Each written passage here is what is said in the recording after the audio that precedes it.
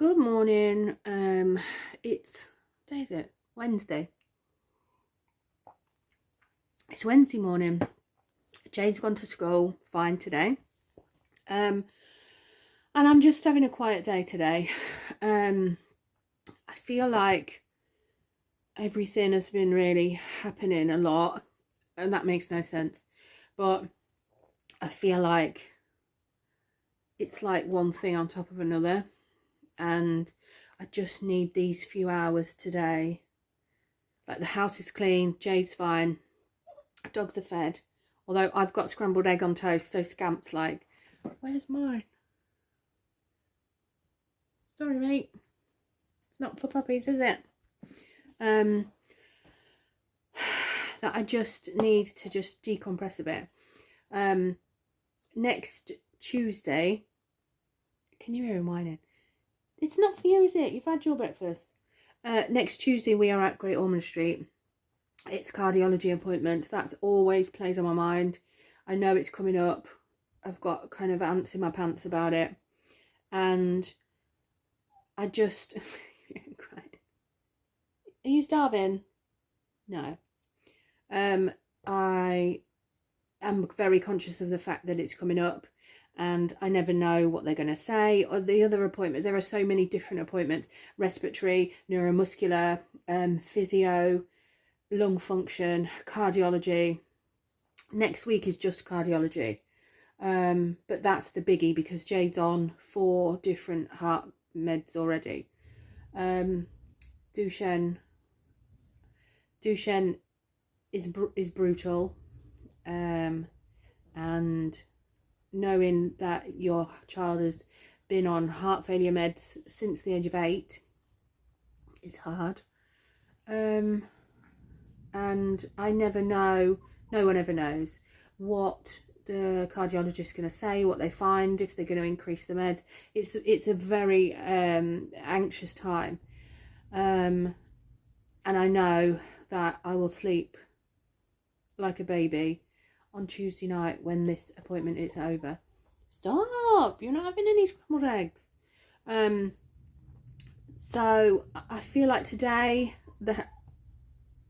oh my goodness, I feel like today I just need these few hours to just switch my brain off a bit, really. And I'm gonna have to just carry this on in a minute. Okay, I finished my breakfast, so Scamp is no longer bothering me. He's not interested now that I've got no scrambled eggs. So what was I saying? Next week we've got Great Ormond Street, who are incredible. I bloody love Great Ormond Street. Jade didn't originally start off after diagnosis going to Great Ormond Street. We were originally, because we live in the Midlands, we were originally sent to Nottingham. I wasn't a fan of Nottingham. I wasn't a fan of the doctors of Nottingham. And that's not to say other people whose kids have been diagnosed with Duchenne wouldn't get on at Nottingham. Everyone's different. For me, it wasn't the place for Jade. For me, the doctor I wasn't a fan of. So I made that decision to transfer Jade to Great Ormond Street because I knew they had, well, after researching, I knew they had really good like Duchenne teams and specialists, and that trials go on down in either up in Newcastle or down in London. And so I just wanted to give Jade the best chance and the best shot that I could, and that's what I felt I needed to do. And it's not to say that if you don't do that, you're not giving your child the best shot. This is just how my mind works after Jade's diagnosis. So this is not me throwing shade on anyone that sticks to the hospital that they're given, that sticks to the local hospital, that doesn't choose to go to a place that does trials. Absolutely not, because you make the best decision for your child. And it's never my business or anyone else's what you choose to do that's your best for your child. So this is just me telling you what I have felt has been best for Jade. So we've been going to Great Ormond Street now since 2016. The appointments make me feel sick with anxiety. The appointments, I try and switch my brain off and just get through the day. That's the reality of going down to London for appointments. You know it's coming, you don't know what they're going to say. I can only always wish for stability and similar results from last time. I know it's never going to improve. We're never going to go to Great Ormond Street and they go, oh, Jay's heart's improved, this has improved.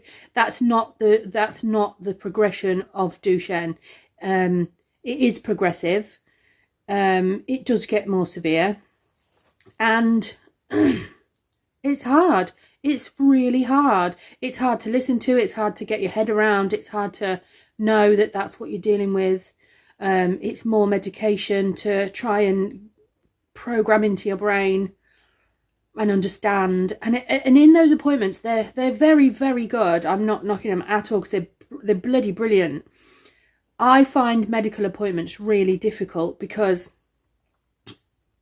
I mean, the initial, I'm not going to go into it now, the initial diagnosis appointment for Jade was probably the worst day of my life. I find that difficult to talk about. But the actual appointments now, I find it hard to take the information in. It's medical. It's you're on a knife edge anyway, trying to prepare yourself for any decline or like bad news. Oh, I don't want to cry in this. This is real though. This is the truth of Duchenne. And there are days that are shit and there are days that are really hard. And I know that when we have an appointment coming up, this is how I get.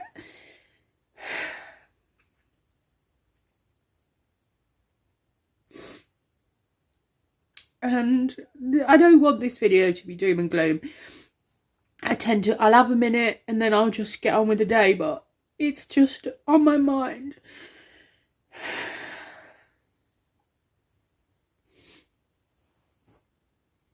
And it's just always there. And that's the thing with Duchenne, is that it's always there. And I wanted to make these videos to show that we do still have a good life.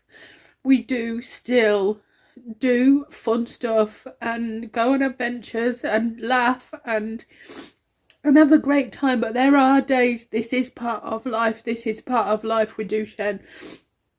And it's hard. And I want other people in this situation, newly diagnosed, however far you are down the line, to not feel on their own. Because when Jade was first diagnosed, I felt so alone. I had my mum, obviously. I've got my mum, she's brilliant.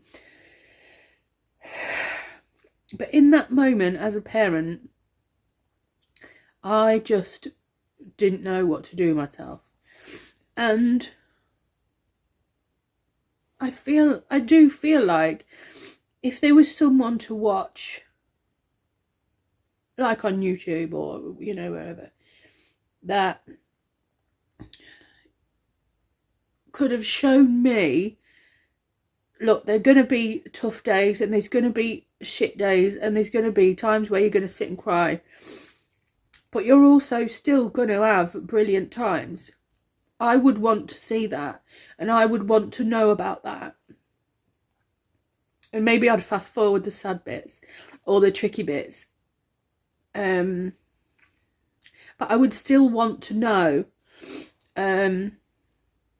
because I would want to see that there was hope. I would want to see that it's not just darkness. It's not just the worst of the worst.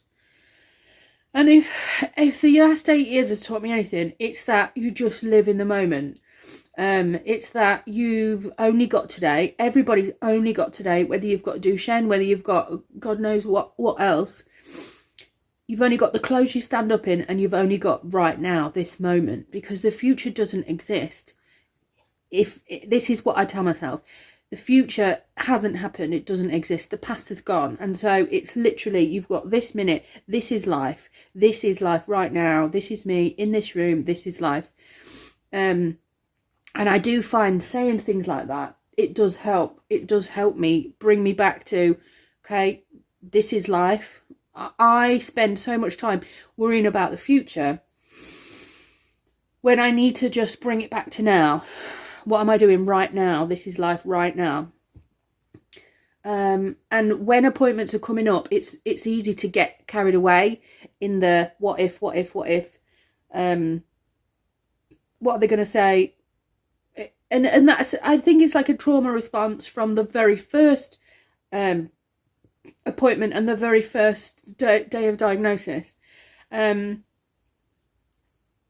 But we do get through it. We get through it. I tend to cry on the train home, on the packed commuter train. There's me in the corner, like, people just leave you alone when you do that. But so for today, I feel like I just need to switch off from social media. I find talking like this quite therapeutic, actually. So I do hope that if someone's in the same position, that they find it beneficial. And sometimes I need to just stay off. The thing for me is to stay off social media. If I'm feeling like this, I need to stay off social media. I don't want to see about what the world and his wife's doing, what Duchenne's doing to someone else. I don't want to see that. I need to just be in my own bubble until I'm ready to come back out. And self-care, I've really only learnt this in the last year, maybe, of burning myself out physically, mentally, emotionally, every which way, to the point where last year I completely broke down, where I couldn't function. I couldn't leave the house. It just like worn me down, to the point where I just had nothing left to give. And I can't get to that point again, because Jade needs me. I don't want to be in that, I don't want to be at that point again. So I made some changes. I stopped working. I'm trying to start my own business up, but again, this is the same for everyone. Your productivity depends on your mental health. Your day depends on your mental health. Everything is dictated by your mental health. But for me to be at home, because it got to the point where Jade was missing a lot of school through illness and side effects of medication, so I'd have to call in sick at work. So I'd feel like a shit mum if I went to work, and a shit worker if I didn't go to work. Does that make sense? Either way, I was just feeling like I'm rubbish at this or I'm rubbish at this. And I just couldn't juggle it anymore. As a single parent, for the last, Jade's 16, so 16 years, juggling house, Jade, life, medication, mental health, physical health, just trying to juggle everything was too much. It was too much. And I absolutely loved that job.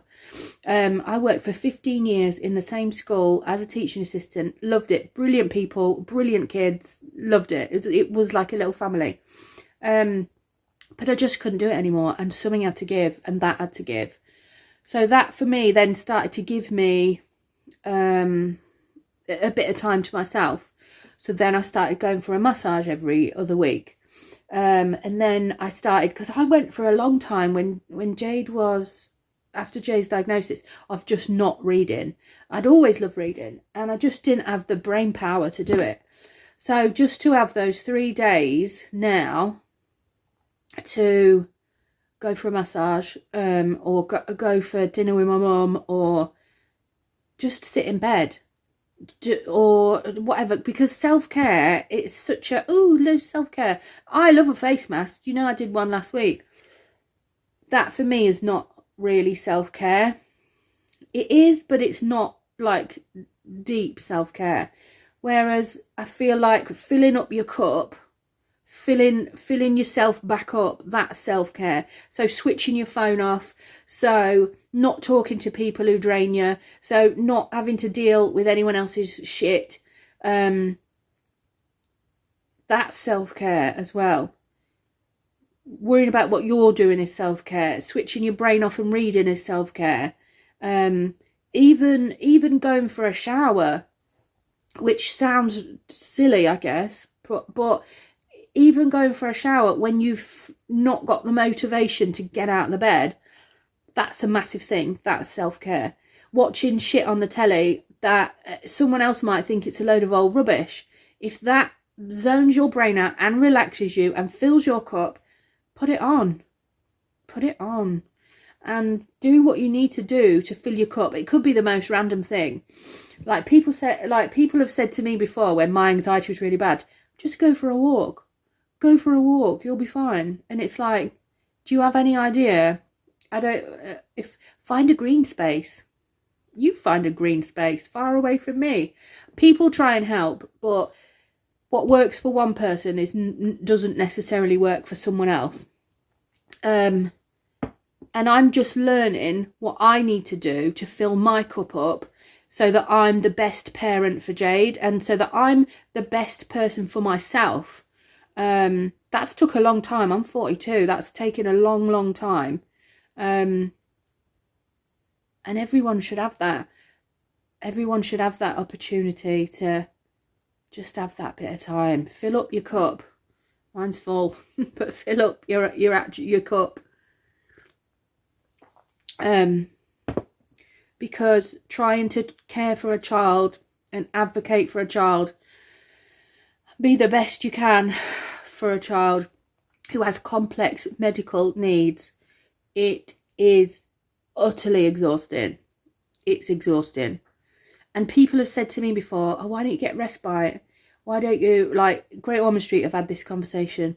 Why don't you, why don't we use, like, locally can give you respite?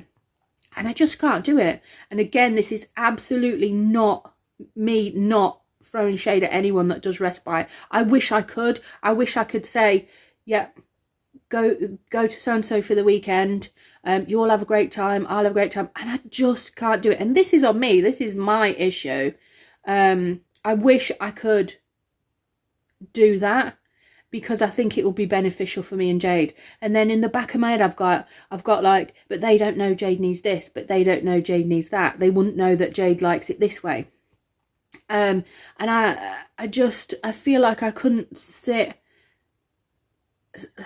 I feel like I couldn't kind of just sit knowing I've sent Jade off. And I know it's not that. I know that it's not the case of packing your kid off because you want a bit of peace. I know that. And I wish that I could get my head around the fact that it's not like that. I've got friends, other Duchenne mums who have respite and their kids go to hospices and stuff like that. And that word grates me because it's just has such negative connotations. And I know that in reality, it's probably not like that. This is my issue. This is no one else's issue. But I guess that's something I'm not ready for. I'm not ready for that. I'm not ready for that avenue. But I am getting closer to the avenue of carers. Again, it's not something I want to do, but it's hard. It's physically hard work. It's quite draining looking after someone else, even though you love that person more than anything. It's hard work.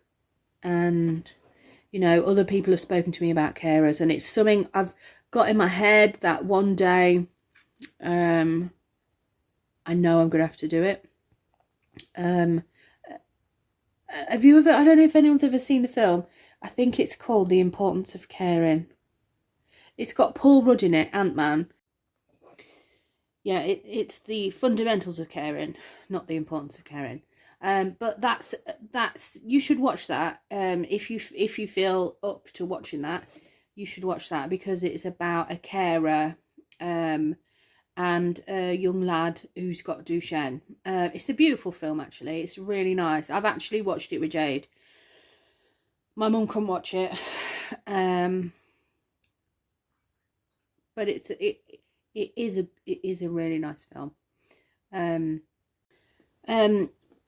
So yeah, I'm not quite ready for carers, but I will be at some point. I'll cross that bridge when I come to it, like we cross every bridge when we come to it.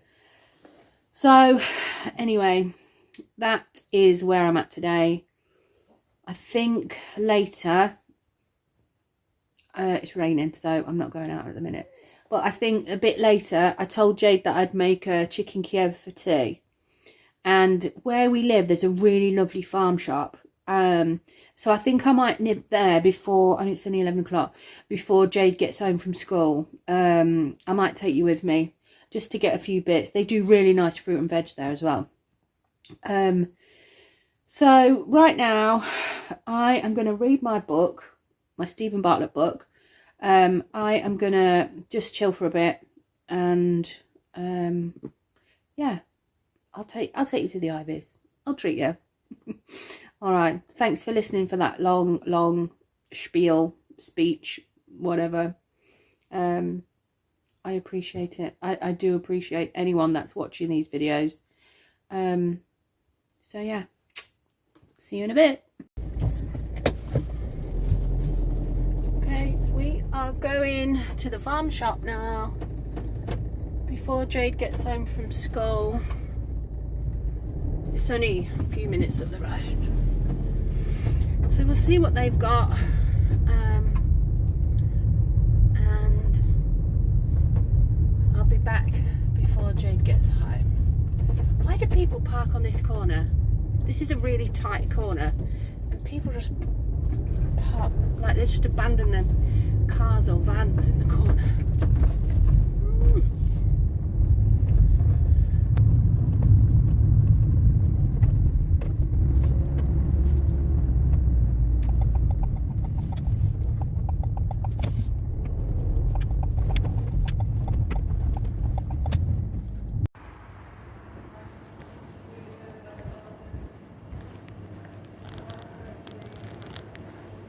I've just finished in the farm shop, but they have a policy of no recording, so you've got to respect rules is rules.